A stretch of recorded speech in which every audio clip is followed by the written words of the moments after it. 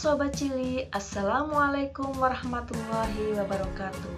Ketemu lagi di kelas 5, tema 3 tentang makanan sehat. Subtema 1, bagaimana tubuh mengolah makanan.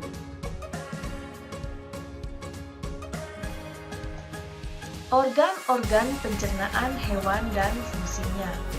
Selain manusia, hewan pun memiliki organ pencernaan. Organ pencernaan pada hewan berbeda-beda. Ada yang memiliki organ pembolok, empedal, lambung, atau usus. Organ-organ pencernaan tersebut mencerna makanan yang masuk ke dalam tubuh hewan dalam sebuah sistem pencernaan. Nah, berikut adalah sistem pencernaan yang terdapat pada hewan serangga. Pada hewan serangga, makanan yang masuk dan dikunyah menggunakan mulut. Makanan yang sudah dikunyah masuk ke dalam tembolok, yaitu tempat menyimpan sementara makanan. Makanan yang disimpan lalu masuk ke empedal atau lambung pengunyah untuk dilumat dan dihancurkan. Setelah hancur, makanan masuk ke lambung untuk dicerna oleh enzim, lalu masuk ke usus untuk diserap. Nah, sisa makanannya kemudian dibuang melalui anus.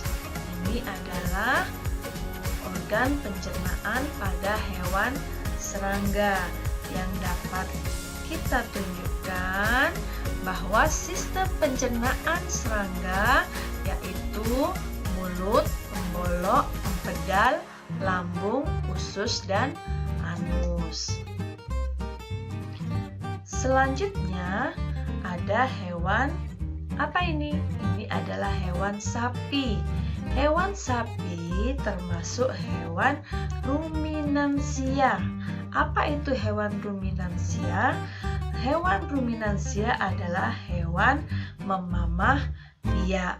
Nah, dapat diperjelas lagi dengan hewan ruminansia adalah kelompok hewan mamalia yang bisa memamah atau memakan 2 kali, sehingga kelompok hewan tersebut dikenal juga sebagai hewan memamah biak.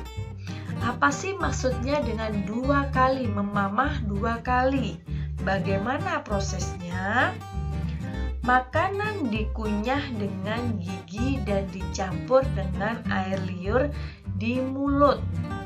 Jadi, makanan masuk melalui mulut ini.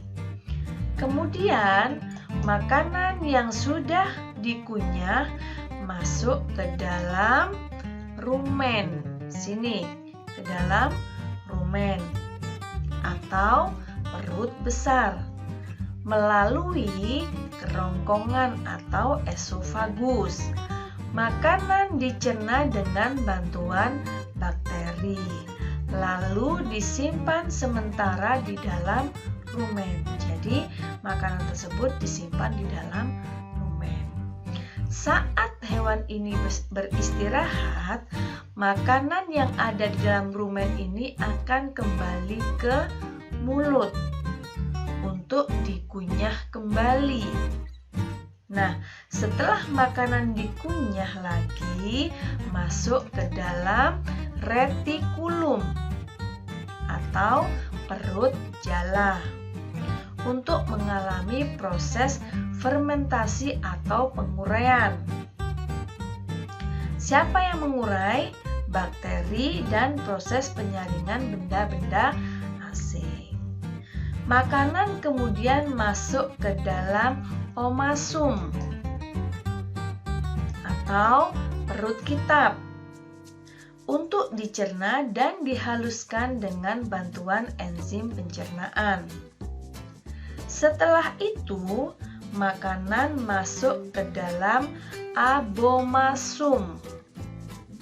Nah, di abomasum ini atau perut masam untuk kembali dicerna dengan bantuan enzim pencernaan dan mematikan bakteri jahat yang ada di dalam makanan tersebut. Nah, kemudian sari-sari makanan diserap oleh usus halus. Setelah diserap oleh usus halus, sisa-sisa dari pencernaan dibuang melalui anus. Jadi, pada hewan ruminansia, sistem pencernaannya mulut, kerongkongan, rumen, kembali ke mulut, retikulum, omasum, abomasum, usus halus, dan dibuang melalui anus.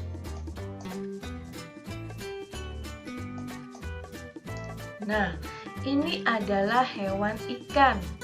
Sistem pencernaan ikan yaitu mulut, kerongkongan, lambung, usus, dan anus. Selanjutnya, sistem pencernaan katak dan reptilia yang terdiri atas mulut, kerongkongan, lambung, usus halus, usus besar, dan kloaka. Apa itu kloaka? Tempat pembuangan sisa pencernaan. Selanjutnya adalah pada burung. Burung serupa dengan serangga, yaitu mulut, kerongkongan, tembolok, lambung, empedal, usus, dan kloaka.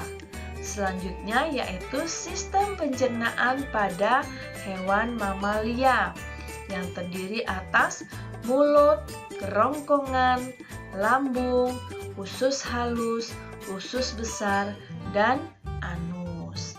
Selanjutnya, selain organ-organ pencernaan hewan dan fungsinya, ada juga organ-organ pencernaan pada manusia dan fungsinya. Coba perhatikan gambar berikut ini. Pada gambar ini terdapat mulut, kerongkongan, lambung, usus halus, usus besar, dan anus. Coba perhatikan dulu, manakah mulut? Ya, ini adalah mulut. Makanan dihancurkan di dalam mulut menggunakan gigi dengan dibantu oleh air liur. Makanan yang telah halus didorong melewati kerongkongan masuk ke dalam lambung. Jadi melalui kerongkongan masuk ke dalam lambung. Nah, ini adalah lambung. Di dalam lambung, makanan dicerna menjadi bentuk yang sederhana dengan bantuan enzim. Dari lambung, makanan masuk ke dalam usus halus. Di usus halus ini merupakan tempat penyerapan sari-sari makanan. Nah, dari usus halus akan menuju ke usus besar untuk diserap.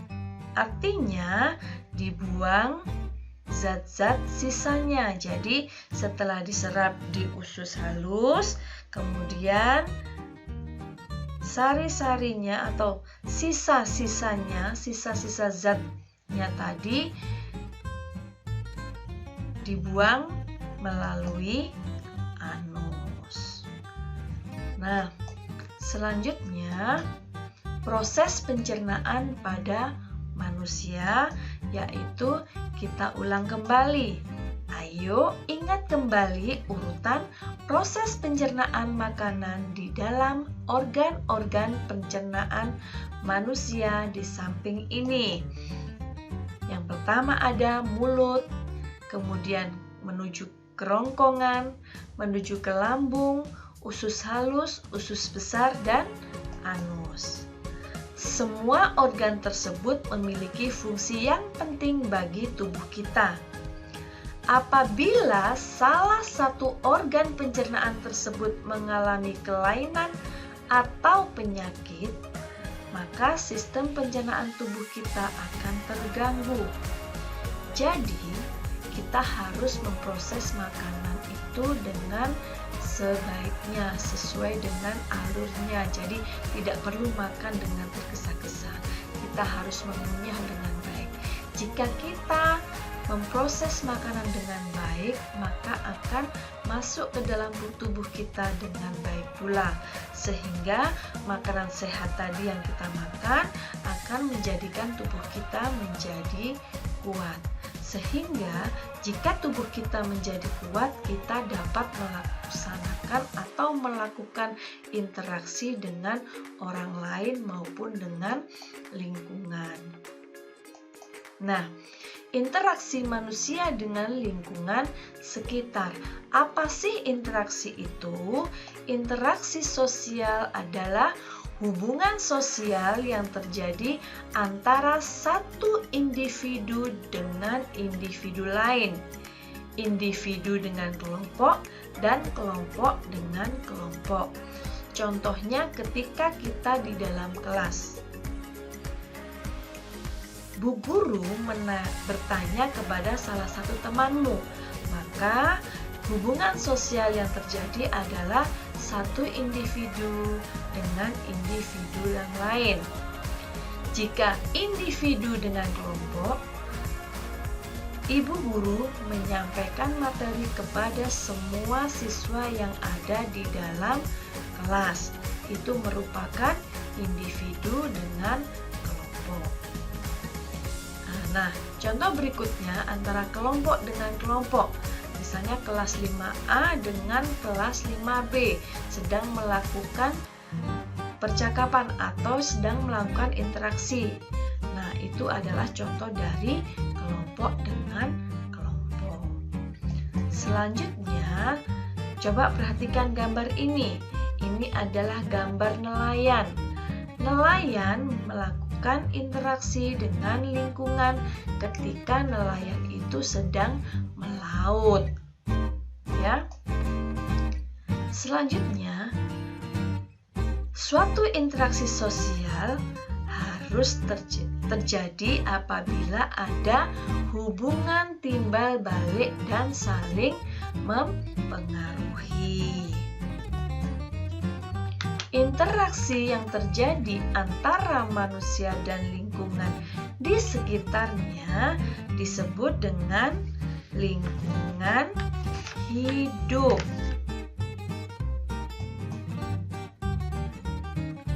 Nah, interaksi manusia dengan lingkungan alam sekitar dan lingkungan sosial. Kalian telah mengetahui bahwa manusia merupakan makhluk sosial yang saling berinteraksi. Dalam interaksi sosial terdapat apa tadi? Hubungan timbal balik. Nah, dengan interaksi tersebut, manusia sebagai makhluk sosial perlu melakukan interaksi dengan orang lain maupun kelompok untuk memenuhi kebutuhan hidupnya. Dan sejatinya manusia itu tidak dapat hidup sendiri karena manusia masih membutuhkan manusia yang lain ataupun lingkungan di sekitarnya.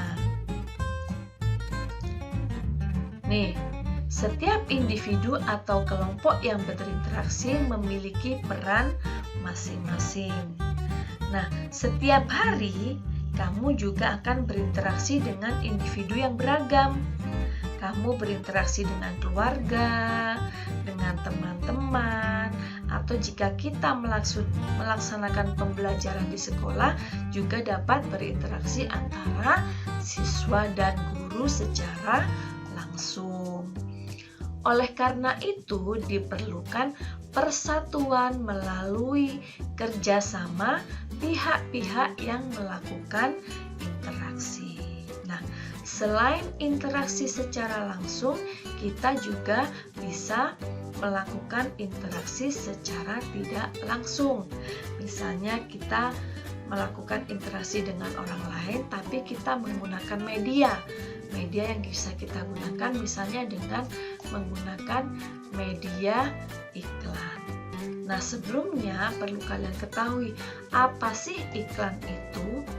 Iklan merupakan suatu pesan tentang keunggulan suatu produk atau jasa yang dibuat seseorang atau perusahaan dan ditujukan kepada masyarakat.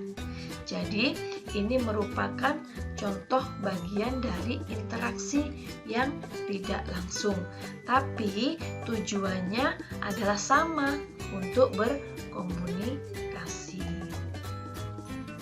Iklan disajikan secara menarik dengan kata kunci dan gambar sesuai tujuan iklan.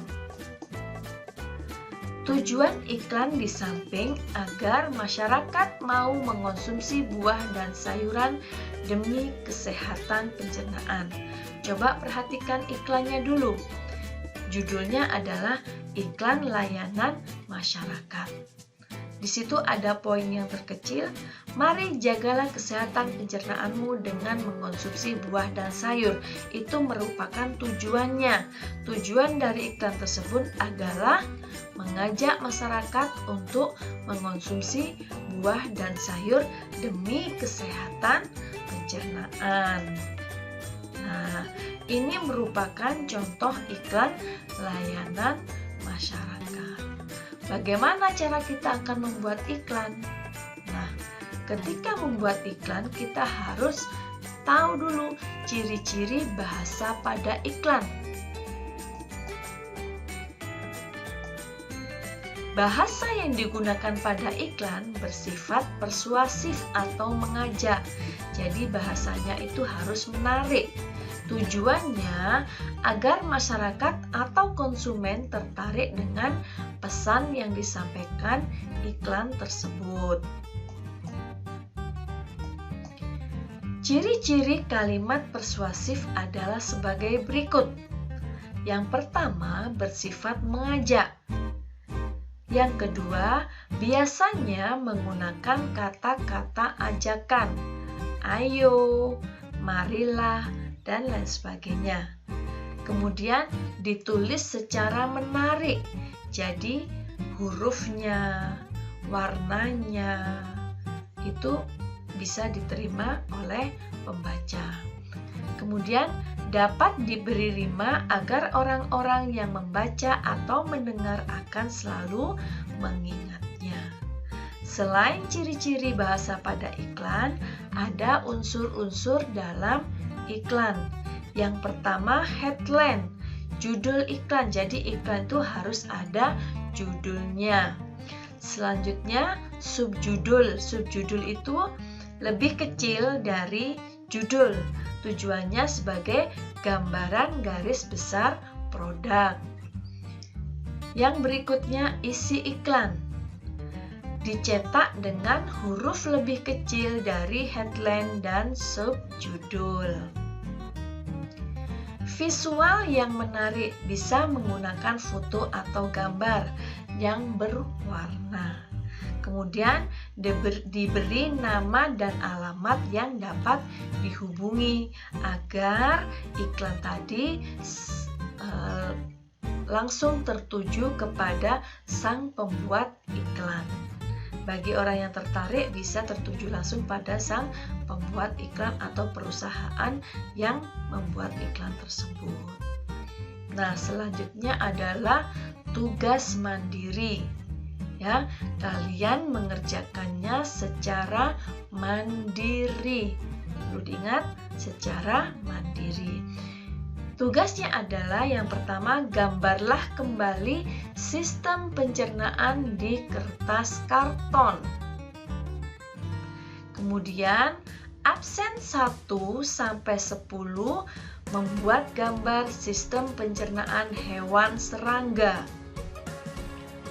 Absen 11 sampai 20 membuat sistem pencernaan hewan ruminansia. Dan absen 21 sampai 32 itu menggambar sistem pencernaan manusia. Nah, dari gambaran kalian semuanya itu, kemudian berilah keterangan pada nama-nama organ pencernaan dan proses yang terjadi di dalam organ pencernaan tersebut. Setelah kalian beri keterangan, warnailah hasil gambarmu menggunakan pensil warna atau krayon. Nah, di bawah gambarmu tadi, buatlah tabel mengenai fungsi setiap organ pencernaan. Nah, tabel ada pada gambar contohnya. Kemudian setelah semua selesai, tugas terakhirnya adalah presentasi hasil kerjamu dengan cara video, kirim di IG, sertakan nama, kelas, dan nomor absen. Jangan lupa diberi hashtag Junda Adiwiknya, hashtag lagi Ailama Icus, dan hashtagnya lagi tugas tema 3 subtema 1. Nah, sekian pembelajaran hari ini. Semoga materi ini bermanfaat. Saya akhiri. Wassalamualaikum warahmatullahi wabarakatuh.